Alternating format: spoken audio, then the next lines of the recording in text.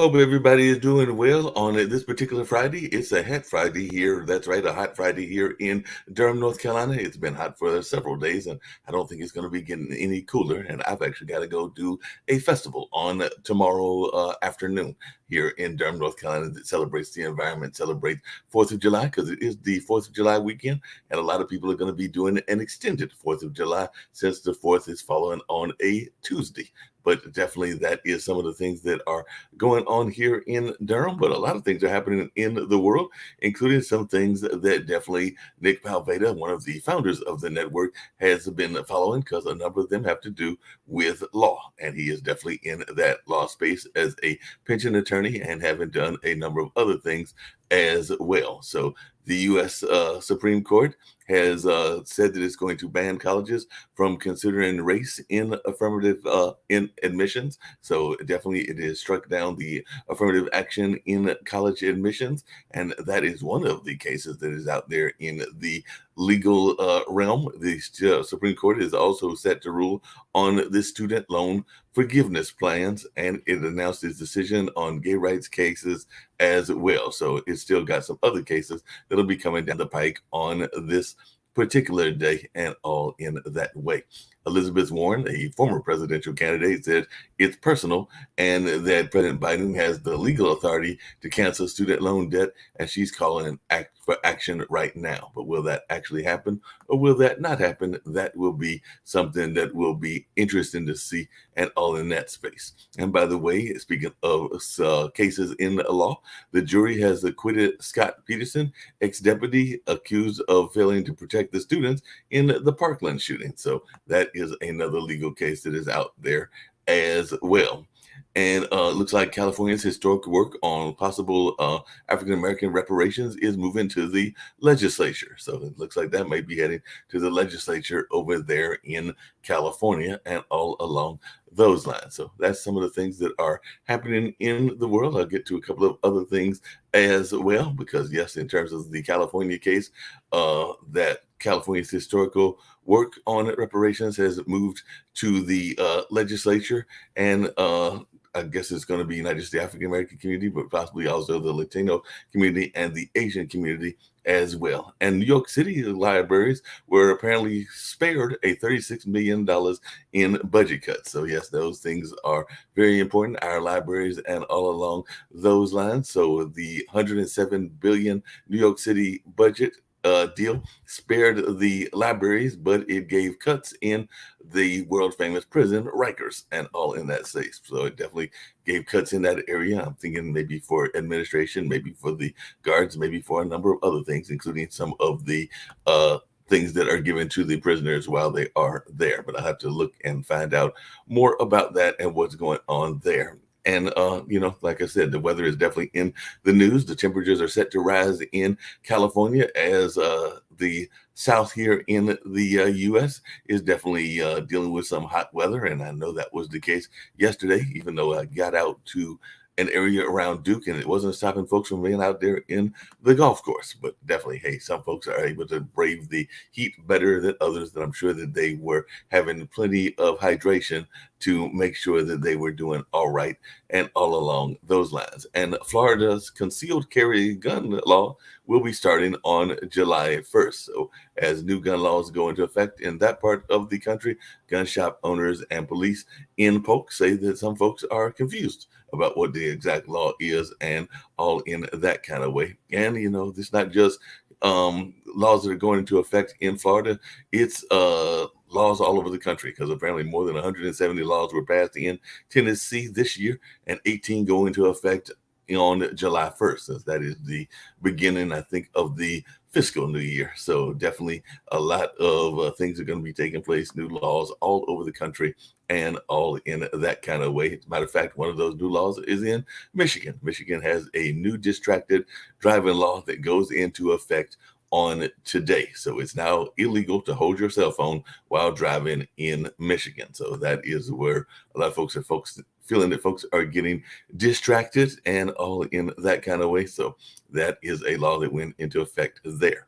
And an Indiana power outage has 139,000 people In the dark, restoration is going to be a multi-day effort. So storms packing high winds hit Indiana and Illinois, cutting power to more than 400,000 customers altogether in that area because of the weather that was going on in that space. And of course, air quality is a big news story all over the area. I know North Carolina doesn't have the best air quality because of the Canadian fires, and I understand that others don't have the best conditions either, including some there in the Northeast and all in that space. And a America's Most Wanted, Donald Santana, was arrested in a 1984. So he's been returned to Florida after his arrest in California. So he was been a suspect and he's been on the run for 39 years, but they finally apprehended him and returned him to the area where the alleged crime was committed and all in that space. So definitely we're going to see what's going on in that way. I'm going to get to some news items and I'm bringing in my very special guest who I'm looking forward to having a conversation with and seeing what he's got to say about a number of things that are going on in the world, including things around the budget and all in that space. So hundreds were arrested as France was rocked by a third night of fiery protest over the shooting of a teen by the police, a fatal shooting in that particular case.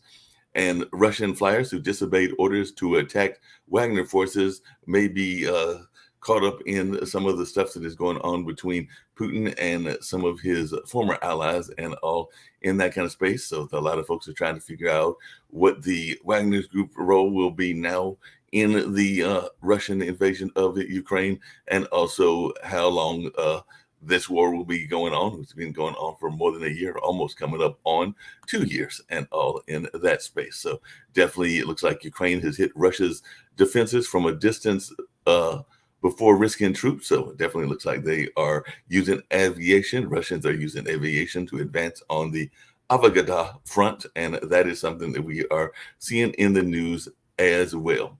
So, and China is tightening Xi Jinping's power against the West with new laws. Speaking of new laws, so new Chinese laws are raising risk for American firms in China. And a stabbing in a class over there in Canada is also one of the items in the news because a new the stabbing in a class at Canada's University of Waterloo wounded professors, 2 students, and folks, of course, are wondering about that. I know sometimes Lee talks about gun violence versus stabbings, and yes, even in the other parts of the world, stabbings can be what is the cause of the attacks just as much as the guns. But right now, I'm going to bring in none other than the special guest that I've got, who is none other than Norman Solomon. And I'm glad to have Norman Solomon with me and all in that space. Norman Solomon is the author of War Made Invisible. And I know a lot of times, as one that was actually a member of Amnesty International when I went to school at Marquette, that we oftentimes would think about war. We would think about what was going on. And it seems like it's a different world. And I'd love to hear your thoughts about this because I know there was a time that we maybe didn't see as much of the wars, but now they're constantly in our face. They're constantly happening. Sometimes we're not even sure the purpose of the war. And I know some folks that are friends of mine that have been in the military and they weren't always 100% sure why they went to the war that they went to. And sometimes they didn't even agree with the policy of the war that they went to. But as a military person, you are oftentimes, directed to go into battle. And it isn't always a battle that you agree with. And I think that was the case in Vietnam. I think that was the case in some cases in Afghanistan and in a number of other places as well. But I'd love to hear your thoughts about that, Mr. Solomon, as you have written this book called War Made Invisible. And a lot of times we are constantly getting these images of war ever since the 9/11. And sometimes there's this notion of, I know we've talked about on this show before, of otherism, where we sometimes think that we're going against whoever that other is and everything. And that can sometimes be an issue as well. But I'd love to hear some of your thoughts. Yeah, well, thank you. As you mentioned, often people are engaged in warfare. They've joined the US military and they don't necessarily agree with the war. They have virtually no say. And in many ways, the wars are becoming more invisible. When you think back to the invasion of Iraq a little bit more than 20 years ago, at least we saw media coverage. It was on TV. There were what were called boots on the ground. And there was awareness in the United States that there were people around the country who were going to the war. They were on the ground. They were often engaged in combat. And we saw images. We saw narratives about the warfare going on with our names, with our tax dollars. There has been a lot of change because in the last 20 years, the US has pulled troops out of Iraq and then out of Afghanistan as well, but relied more and more on what you might call push button war, console war, people sitting behind computers firing missiles or drone strikes from thousands of miles away. And I call the book War Made Invisible because as these wars have continued, and the US has continued the so-called war on terror for more than 20 years, those wars have become less and less visible to the American public, which after all is supplying the people power to keep the wars going and supplying the billions of dollars being spent every week for the Pentagon. The ultimate questions then come to, I think, what is the meaning of the United States continuing to be at war now well over 20 years? And we have less and less awareness about the effects of those wars on people in the United States with PTSD, with injuries that are physical, that are emotional, that are social, and also the reduction of the resources that are needed in our country for healthcare, education, housing, infant care, elderly care. Dr. Martin Luther King in 1967 referred to the excessive military spending as, and I'm quoting here, a demonic suction tube. And in 1967, that was the case. It's also true in 2023. Another aspect of the invisibility of ongoing US wars is that people who have suffered at the other end of the US firepower have more than ever become invisible. So the Cost of War Project at Brown University has documented that well over 300,000 civilians have been directly killed by the US war on terror, as it's been called, since the fall of 2001. Those people are invisible as well. So I just sort of sum up, Mark, by saying that we're facing an ongoing, hidden, moral, ethical, and you might say spiritual crisis where our own society in the United States is paying the bill and at least tacitly, passively supporting the killing overseas that has terrible effects here at home as well.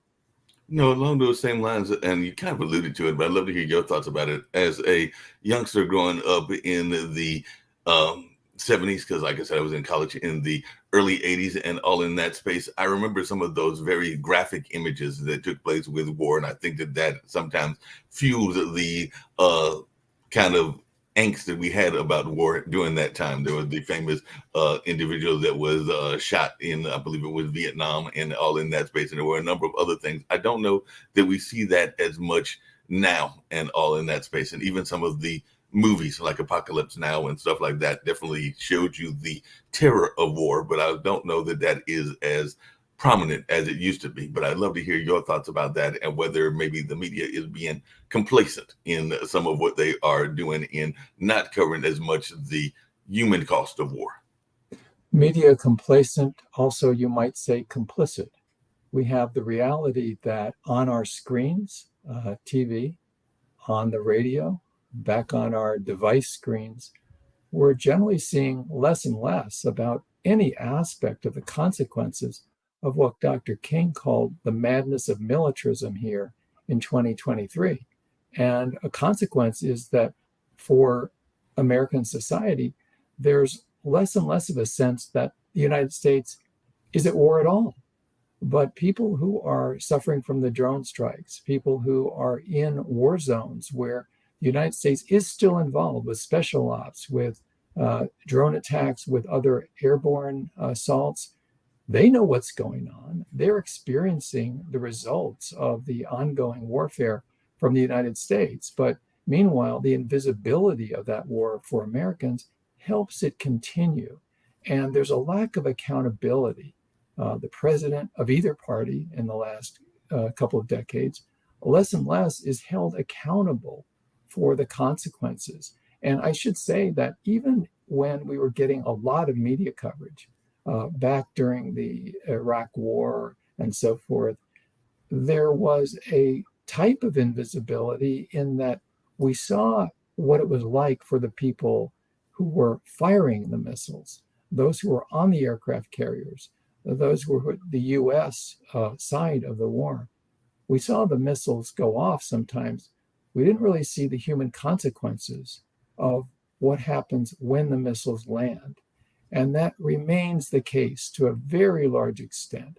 And so ultimately, we're faced with the question that is rarely even raised by news media in the United States or by political leaders in Washington, and yet is a profound moral ethical question, which is, how can we as a country deny the reality of what our own nation is doing, what our own government is doing in terms of warfare in other countries? And in my book, War Made Invisible, I talk about how, in effect, there are two layers of grief, two tiers of grief.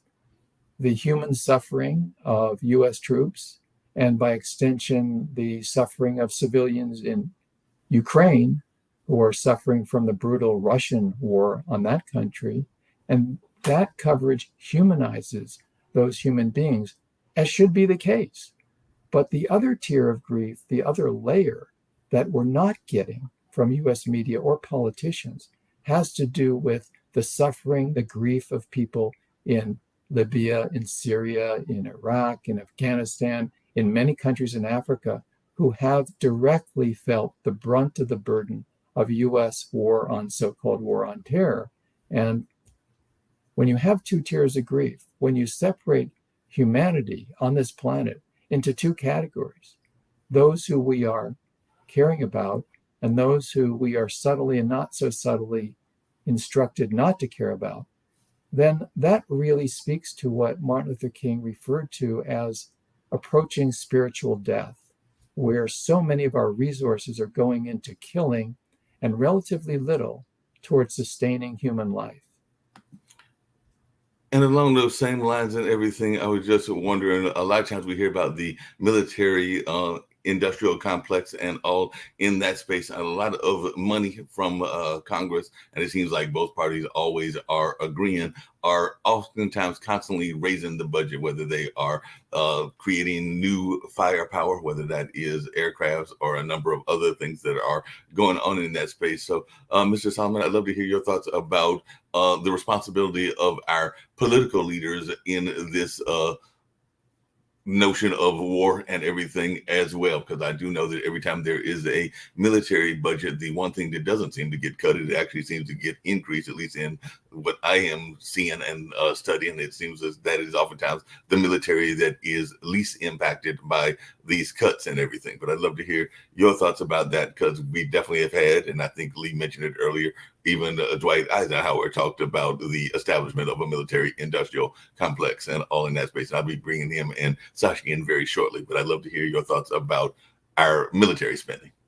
It's a key point, because the increases in military spending, and I don't call it defense spending because not all that much of it is really for authentic defense of this country.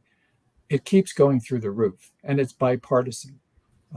President Biden asked for a little bit more than $800 billion for the next fiscal year, but that wasn't enough for the Democrats and Republicans in Congress. They upped it even further.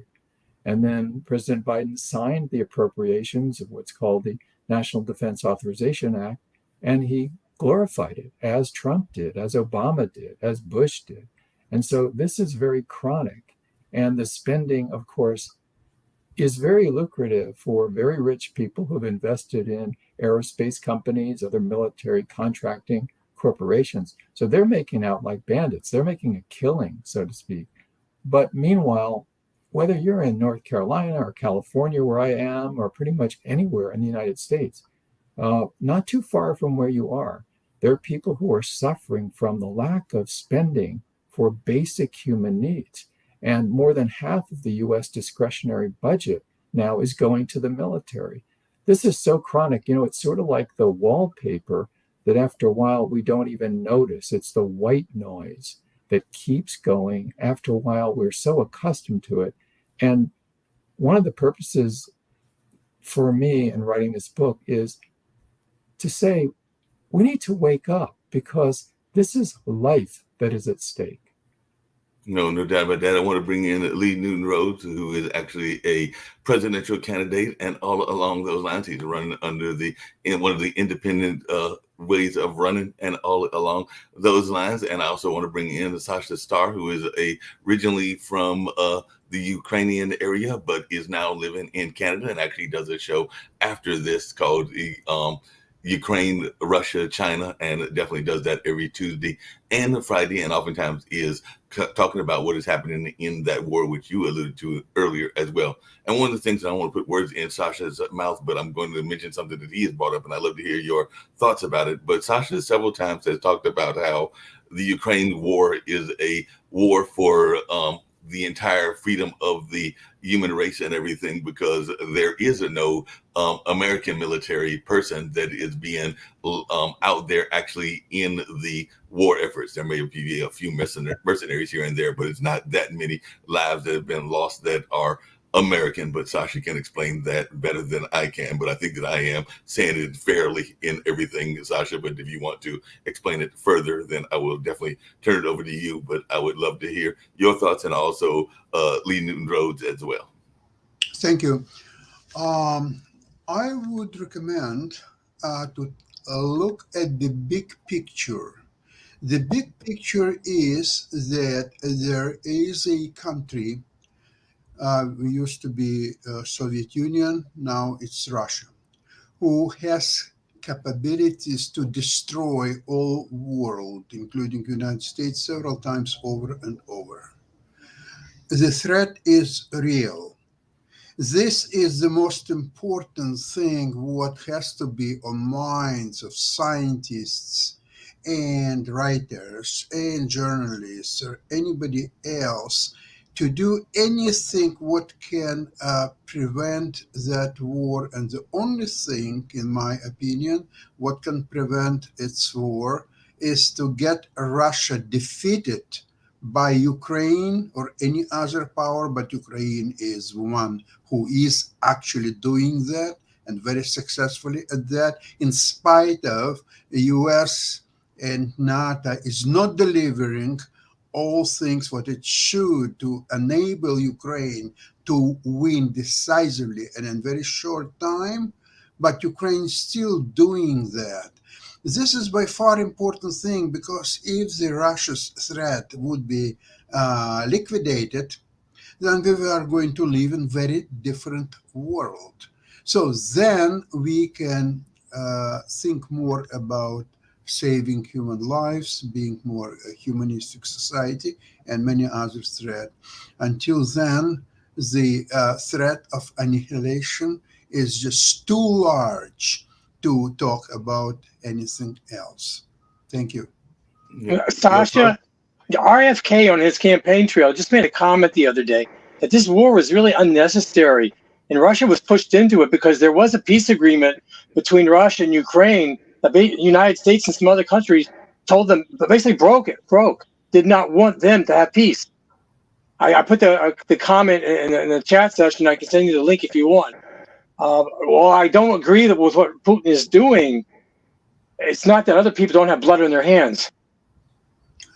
I'm not sure whom you're quoting is, but if that's RFK, he's a president's candidate. He's out there. He's very vocal. He's being silenced by the media.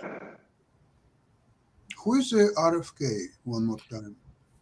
Robert Kennedy Jr. He's running against Biden also. I see. What is he? Philosopher? He's a scientist. What is he? He's a politician and he's a person. Politician. Why is that relevant if he has facts? It's relevant because if he is politician and he is voicing very stupid, idiotic things, then obviously you should not continue to quote him because the RFK. Okay, something new to me. Yeah, Okay, that was Nick made that up there and everything. Hey, Norma, just really quickly, how important do you think it is for us? Because it's come up in some of our conversations before. Uh, there's this notion of America as the police force of America, I mean, of the world and everything. But I was wondering your thoughts about that. We have definitely gone into other countries sometimes because they are seen as a strategic ally. They're not always even a ally that we agree with, because there have been dictators that we have supported as well. But what is your thoughts about this notion of us as the world's police? Well, we need a single standard of human rights. We should condemn what Russia is doing in Ukraine. We should condemn what Saudi Arabia is doing with U.S. support in Yemen, where 200,000 people have been killed in less than a decade by the Saudi-led, U.S.-supported war on that country. I can remember when people said the Vietnam War had to be pursued and the United States and South Vietnam had to win because that was so important, and 3 million people were slaughtered.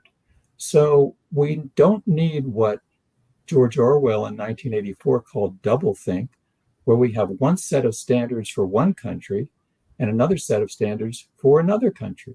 That just doesn't make sense.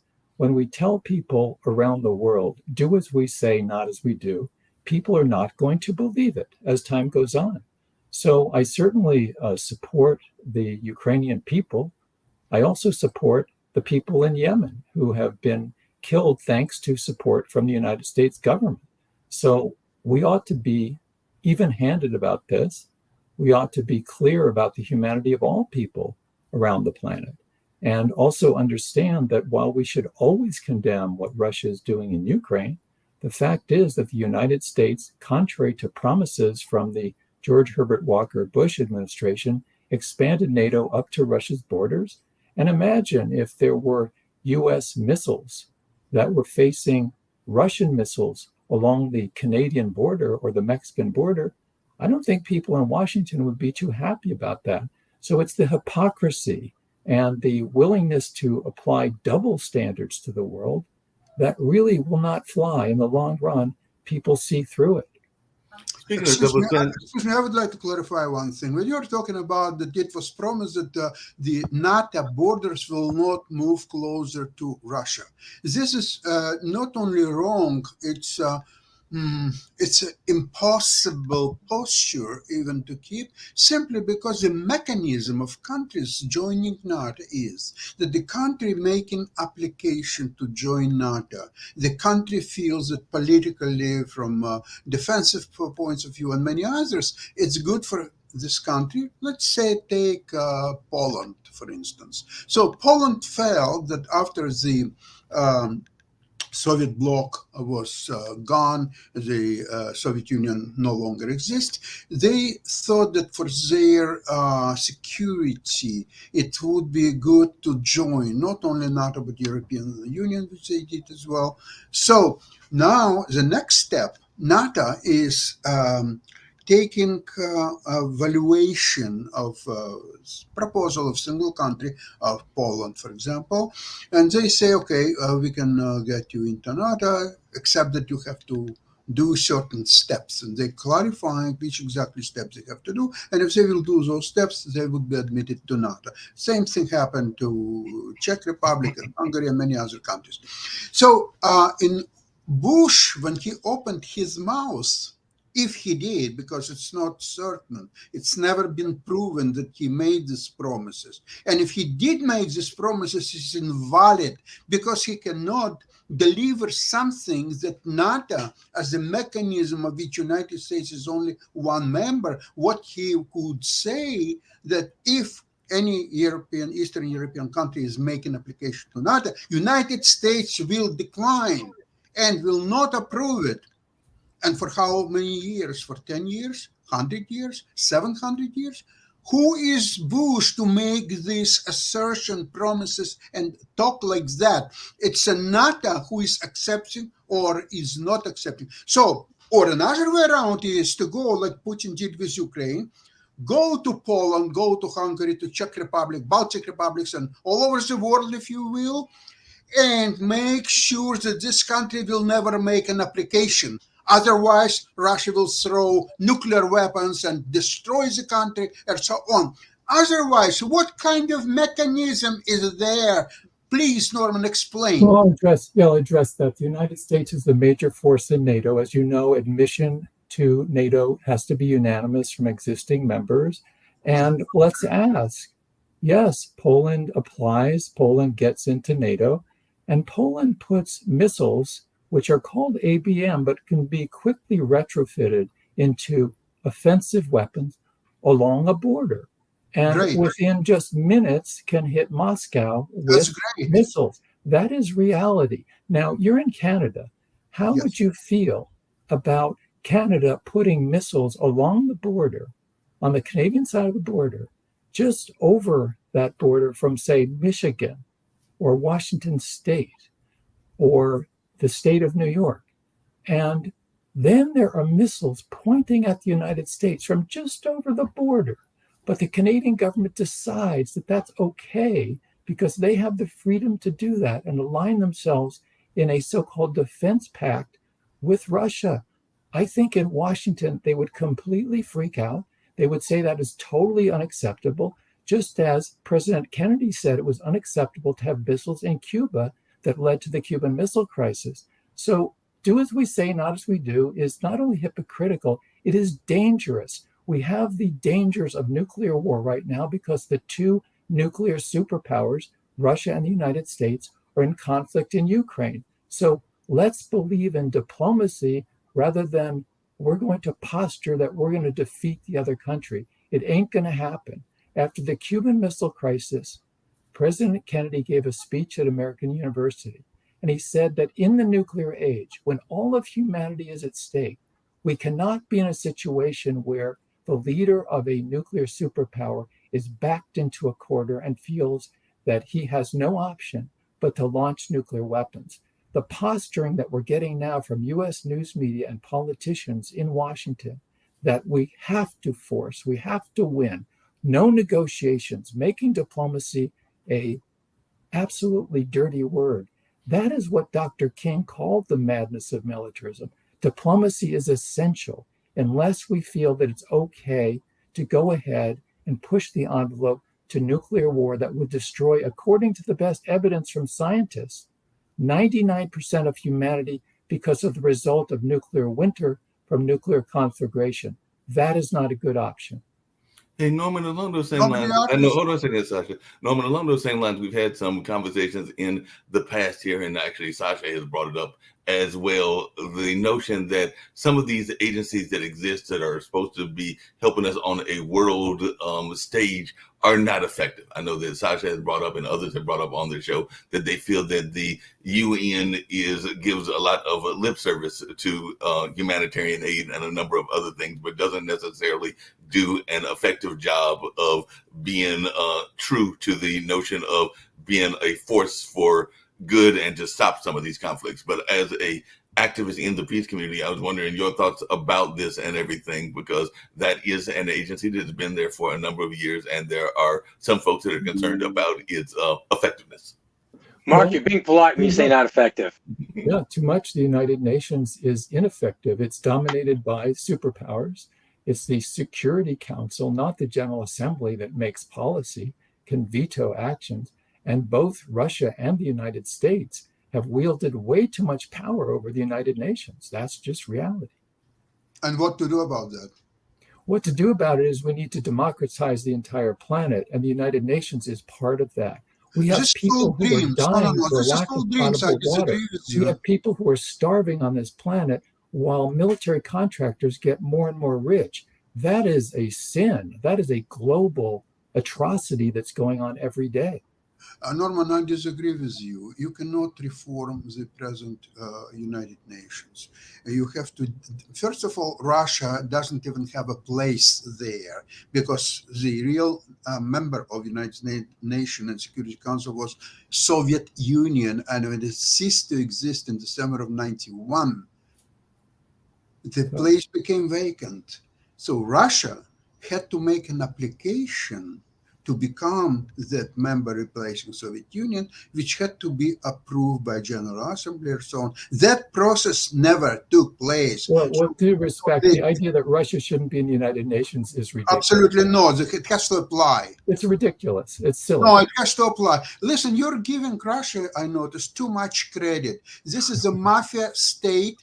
This is a dangerous state. It has to be once and for all taking all nuclear forces away You from know, Russia. excuse George me, Bush Sr. wanna- could have done it, but he failed. if you And want now to it's time.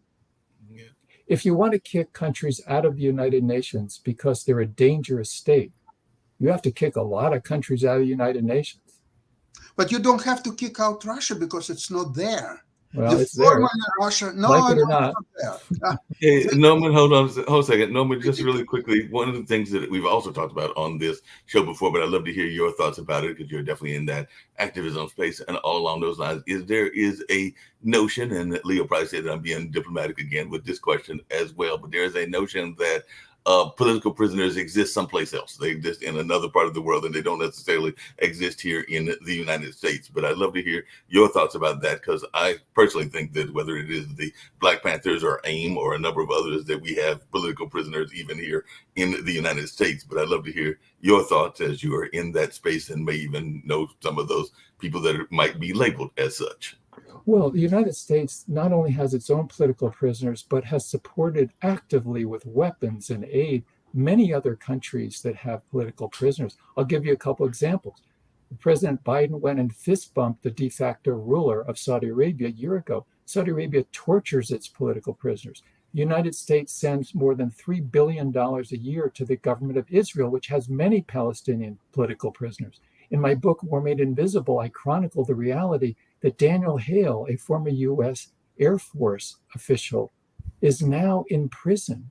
He was a person who knew about the drone program. He disclosed to the media the reality that the vast proportion, sometimes close to 90% of U.S. drone strikes are killing civilians. He provided documents that proved it. He's in federal prison right now. He as well is a prisoner who we can call a political prisoner. Can we define what a political prisoner is versus a criminal? In prison because their political beliefs and actions for democracy. And along those same lines, I was just curious, you mentioned earlier and everything, I definitely, and I don't think I'm speaking out of school because a lot of people here on this network know some of my political leanings, but while I was glad that we had the election of Barack Obama, there were some things that Barack Obama did that I did not approve of, namely the drone strikes, and there were some other things as well. But I just wonder your thoughts of Barack as a presidential leader and also a world leader, because there were definitely some things that he did that I felt were not correct. And I do know that there were even some folks in the liberal side that were not pleased with his presidency, and they felt that he did not do as much as he could have done, including in the space of military and world affairs, and definitely in the space of some of our domestic policies and all along those lines. But I was just wondering your thoughts of the Obama presidency, and also on the opposite side of that, the Trump presidency. You kind of alluded to both, but I'd love to hear both your thoughts on both. Yeah. In foreign policy, President Obama did some good things like pushing ahead the Iran nuclear deal, but he also made the so-called war on terror, which is a war often of terror against other people in the world. President Obama made it bipartisan. He didn't need to do that, but he did it. And we've had enormous negative results as a consequence. President Trump is a neo-fascist. He's a racist. He's a nativist. He's a xenophobe. He's a misogynist. And he's somebody who has really driven down the standards of this country, and a very dangerous person representing a very dangerous now neo-fascist Republican Party. Agreed. Lee, you have any thoughts about the questions? I was going to turn it over to you as well. I know that you are a constitutional conservative, and you might have some thoughts and questions for Lee as well. I mean, for Norman as well.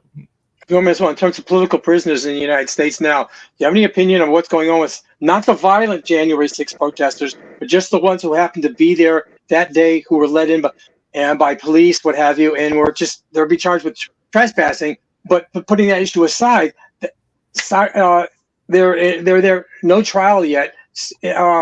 and confinement. Do you have any comment about these people? Well, people should be facing charges and have a swift trial if they want one. The delay should come. They do, and also solitary confinement. Yeah, and I'm against solitary confinement in any country in the world.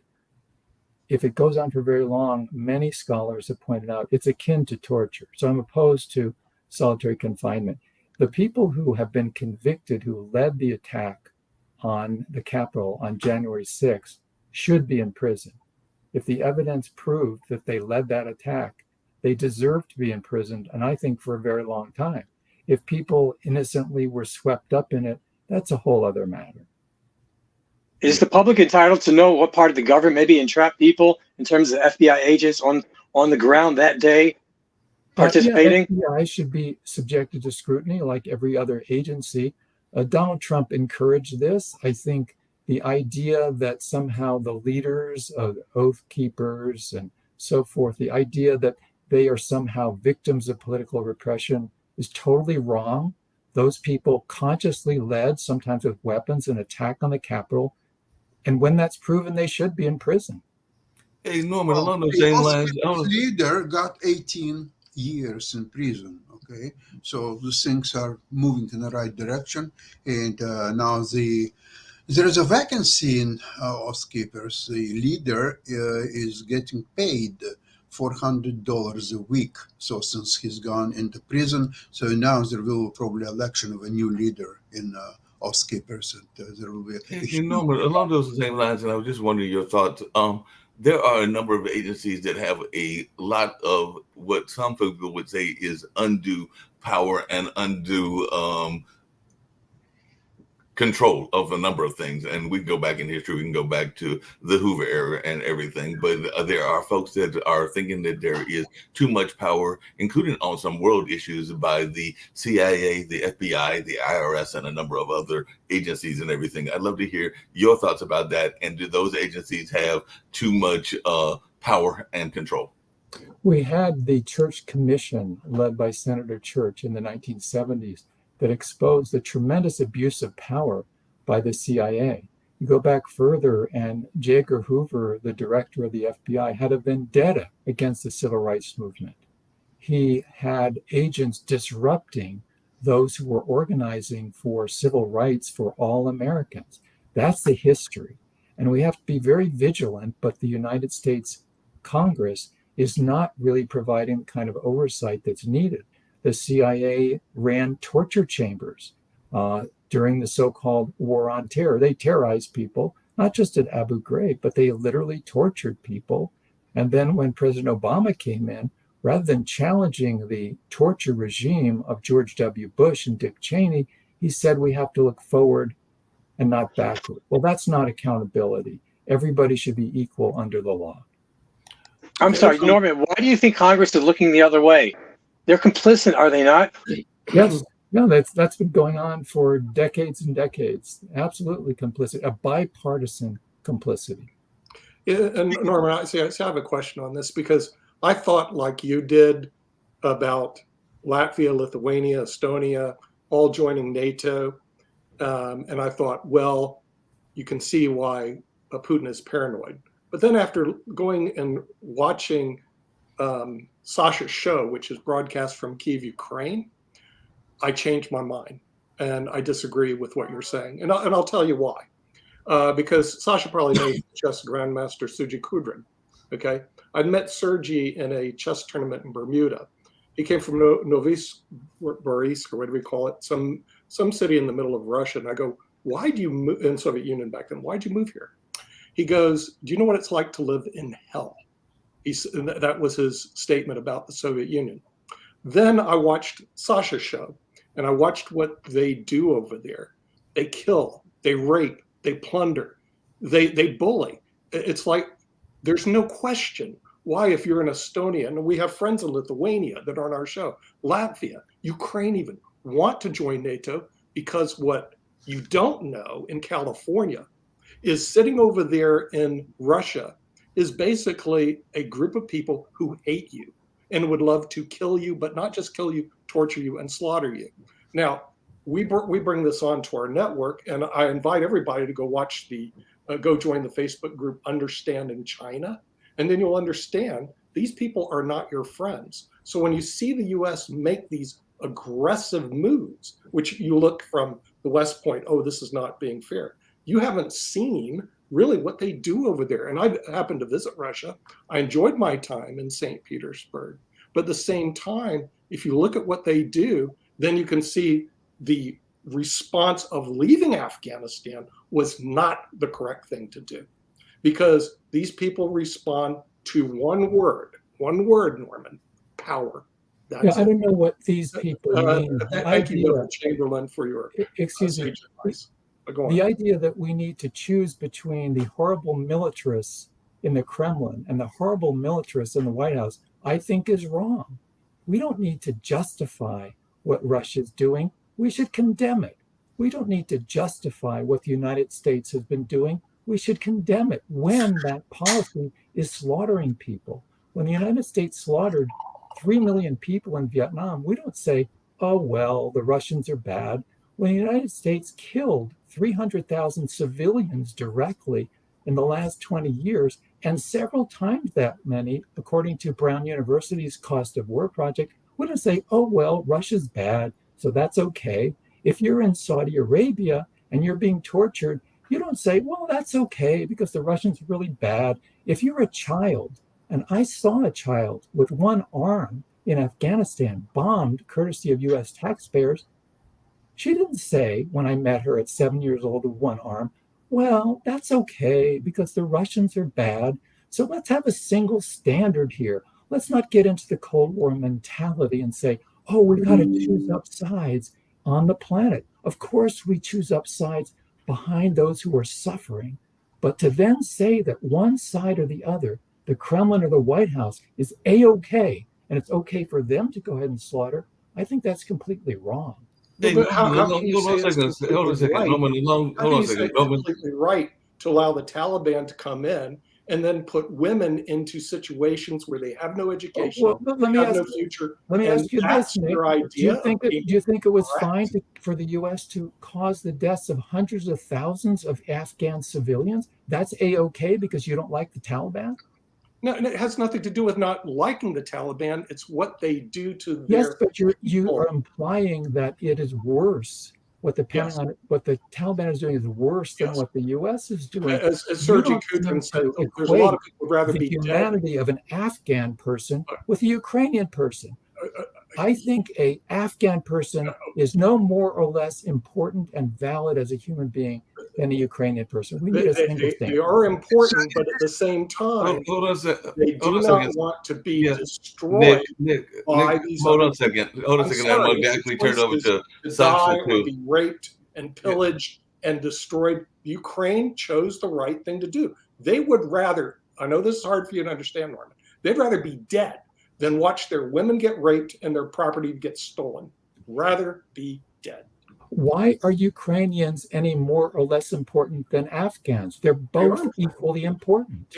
And when the Afghans are US important slaughters, also. that is just as bad as when Russia But we slaughters. did not indiscriminately go out and kill Yes, all we the did. Afghans. If you read my book, War Made Invisible, if you read the documentation from Anand Gopal, who reported for the New Yorker, the number of people who were terrorized year after year from the air by the US government with its bombers and missiles, they were terrorized and killed just as much as people elsewhere when we condemn. So let's have a single standard here. A single standard is very simple. Hold on. Yeah. You live in America, and most of you there, and I'm in Canada, which is almost the same thing. What makes America really great, among other things, in industrial military complex? This is a backbone of American way of life.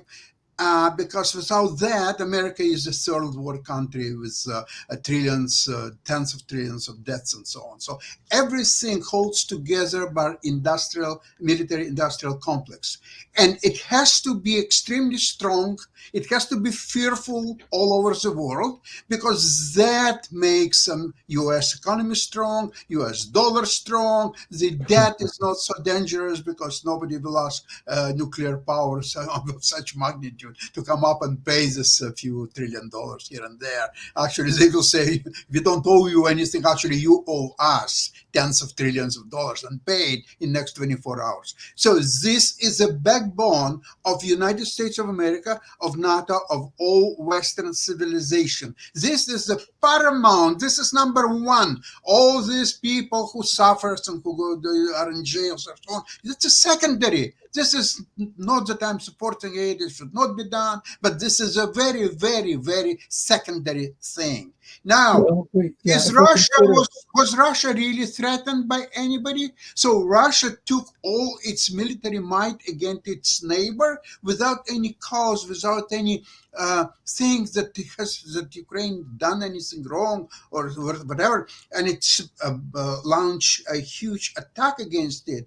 And now, this is what I see as a problem when we say that certain human beings are secondary. If you want to say that 200,000 Yemeni people, many of them children. No, listen, stop that populism. You're comparing Ukrainian war with Yemeni, with the tribes fighting each other. No, please, it's all populist talk.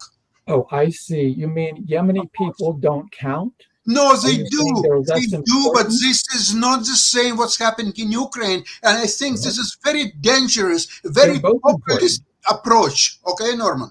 Hold on a second, Norman, just really quickly and everything, because you kind of alluded to it, but I'd love to hear your thoughts about it and everything. But we're seeing these wars going on, and a lot of times the wars are controlled by major world powers. So like we can say whether that's Russia, US, and a number of other things. But one of the things that we talked about on this show a couple of times is that while this is going on, and it's the third power that exists in the conversation, even on Sasha's show, China is going down to Africa and a number of other places, and even the US, and influencing and buying up property and doing a number of other things. So I was just wondering, in your own thoughts and in your own notion of world politics, is that something that we should be concerned about as well? And we've also been having conversations around our own migration policy, whether we should be letting in migrants from Latin America and even some from Canada as well. But I was just wondering, and even India. But I was wondering your thoughts about the migrant population and also China investing and maybe even influencing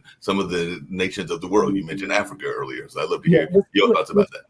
Thanks. Yeah, let's talk about Africa in particular.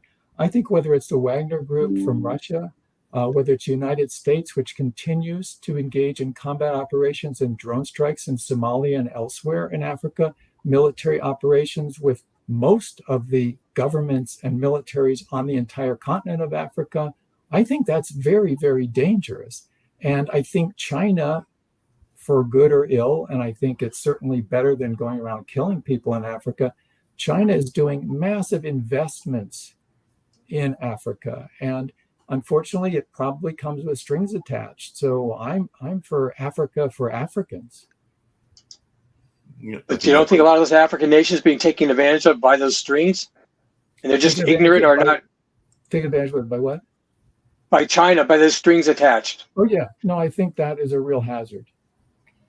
What are your thoughts about the migrant policy? Because that's something else that we've talked about on this show before. And I know that can sometimes be tied into the military conversation as well, because the Border Patrol, as my understanding, is sometimes tied into the military as well. But what is your thoughts about the way we are handling our migrant population? Well, it's a really unusual thing to say, but I don't feel qualified to address that as an expert.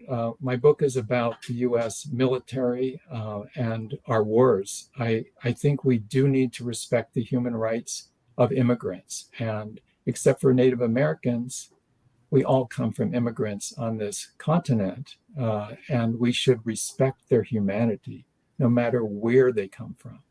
Norbert, can we distinguish, though, between legal immigrants and illegal immigrants who came here ignoring our laws, our immigration laws?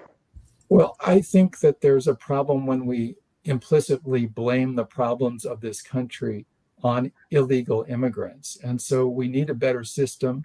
Yeah, people should follow the rules, but let's face it, what the United States did in Honduras, for instance, which supported an illegal coup overthrowing a democratically elected government, and the role overall of the United States in Central America has caused a lot of the influx of people fleeing north because of the desperate circumstances. A lot of them are economic refugees. Hey Norman, along those same lines, how much do you feel it is our military policy that sometimes plays into this? I'm thinking about Nicaragua. I'm thinking about a number of other places that are seen as our allies and the strategic allies, and that is why we let them get away with some things that might be considered human rights violations. Like I said, Nicaragua comes to mind. I could name some other Latin American countries, even some African countries and Asian countries. But I was just wondering, how much do we need to put them, you talked about that double standards, but how much do we need to hold them accountable when they are being our strategic allies? You know, when we hear about how the United States must stand strong against nations that are repressive, that have political prisoners, that are killing in their own country and other countries those who do not comply with the wishes of the ruling regimes, one of the crucial things is that we, as Americans in the United States, should not be supporting governments that do those things. And so we have this weird thing going on where we're told how important it is for us to support those who oppose designated enemies like Russia and China, and certainly their repression and so forth should be condemned. But meanwhile, the US funneling billions of dollars worth of weapons. The United States is the largest arms peddler in the world. I give the example of Saudi Arabia, but there are many other regimes that are torturing their own people. And yes, it is a double standard. Not only that we don't oppose them, the US government is supporting them. The Israeli government is a great example of how it has 5 million Palestinian people essentially in an open air prison in Gaza, suspending and removing any human rights that they have. And we're, as Americans, told that it's fine for all this US money to go there. I think it gets back to a single standard of human rights. That's what the planet needs. Norman, those people in Israel, they're for political speech or because they committed crimes, terrorist crimes? I'm sorry, political speech. Those in Israel that you spoke about. They have no rights because they're Palestinian people in Gaza. They're occupied now for many, many decades, and they have no hope unless the United States... Who's occupied? No, you should know better than that why they are being occupied and why they're making all this terrorist attack against innocent civilians. And this is why Israel must control the territory the best it can to avoid the terrorist attack. They failed to build the state which they were awarded back several years ago. They failed. Israel built the state. The Palestinians did not. And they have no intentions of building the state. All they want to do is a terrorist attack against the Israeli civilians. And that's not going to happen. I think that's complete nonsense. And you look at the reality that the powerful force who has killed so many in the Israeli-Palestinian conflict, that's Israel. Israel has slaughtered vastly more Palestinians than the other way around. I'm sorry, Norman, when you term slaughter, you're implying intent of innocent civilians. Pardon me? When you're using the word slaughtered, you're implying intent to slaughter innocent civilians. If you read my book, War Made Invisible, you'll see that the results, the predictable results, is what we have to be concerned with. If you had police officers in your town or mine spraying the storefronts of stores because they were chasing criminals, and predictably they would be killing innocent civilians who were shopping, we wouldn't say, oh, well, they didn't mean to do it, so it's okay. That's the kind of thing that goes Norman, but if you have people who are using humans as human shields and spraying the police... It's an excuse for U.S. foreign policy slaughtering other people. No, I didn't say that. It's not U.S. policy. Come on. Well, that's the result. That's not U.S. policy at all. all. 1 second, we got to get ready to go to Sasha's show and everything. Okay. Norman, I thoroughly enjoyed your Bye-bye. conversation, everything. If you can tell folks really quickly how you can be reached and all in that space and about how the book can be obtained. And I think I can speak of even some of the things that were said that folks on this panel may have disagreed with. I still would love to have you come back on and share some of your thoughts again if you are available at different times. But definitely we love having guests on a regular basis and love having them make return trips. But if you can tell how you can be reached and some of your ways that the book can be obtained and any other contact information that you would like to share. Well, thank you. I'd love to hear from people. You just go to normansolomon.com. That's my name.com. And also, you can Google War Made Invisible, and all of the online booksellers will make it available to you. That's just War Made Invisible, a book that's just come out. I appreciate the chance to dialogue with everybody on this program, and thanks very much.